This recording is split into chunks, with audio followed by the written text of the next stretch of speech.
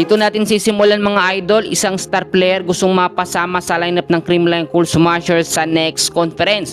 At ano nga bang mga paghahandang ginagawa ngayon ng CCS kontra sa kupunan ng Signal Super Spikers? Aalamin natin lahat yan. So nakita naman natin mga kaibigan, matindi talaga ang finals ngayon dahil nga po ang CCS ang nakapasok at eto pong Signal. Pero marami pong nagsasabi na hindi daw po mananalo ang CCS dito sa kupunan ng Signal kasi nga dalawang beses tinalo ng Signal etong Creamline doon sa huling dalawang laban nila.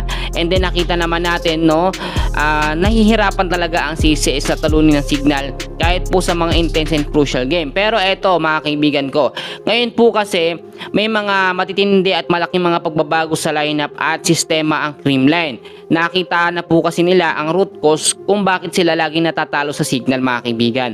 At yun yung mahinang depensa at opensa nila, yung mga errors na madalas pong nangyayari sa mga crucial set tulad na lamang kapag umaabot sa set 4 at sa set 5 po ang laban.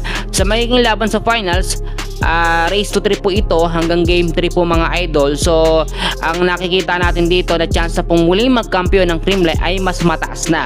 Bakit? Siyempre loaded na ngayon ng Creamline sa mga star player. Meron tayong Gia Morado de Guzman, napakalakas at bumalik na sa dating laruan si Alyssa Valdez, Gemma Galanza, wala ng injury, Tots Carlos, Bernadette Pons, and so far marami pang mga star player ng Creamline.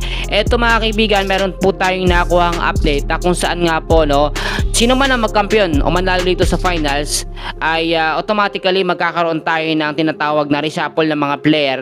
Hindi naman dahil sa kagustuhan ng mga team, bagkos kapag nagkaroon ng iba't ibang mga offer ang mga star player sa ibang team sa PBL, doon po magkakaroon ng mga pagpapalit ng player. Mangyayari ho yan sa next conference. So ito po ang senaryo mga kaibigan. Alam naman natin na maganda ang pinakita ng farm press yung naghaharap sila ng CCS, pero maraming nakapansin sa potential po ito nga pong si Ces Molina.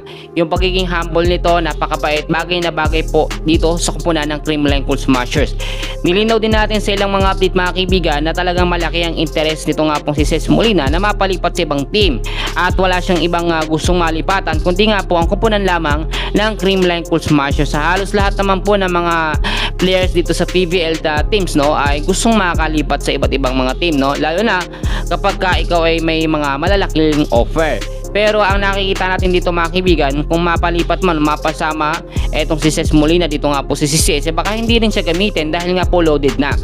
Eto po sa panibagong sistema ni Coach Sher Meneses ng Creamline Cool Smashers, yung mga bench player ng CCS nagagamit na hindi yung kapag starting lineup yun lang hanggang sa matapos ng game yun lang ang gagamitin. Hindi, nagkakaroon na po ng rotasyon ngayon. Napansin naman natin yan kung saan nga po pinagpapalit ng maayos ni Coach Sher Meneses si Kyle Negrito at etong si Gia Morado de Guzman bilang setter po ng CCS.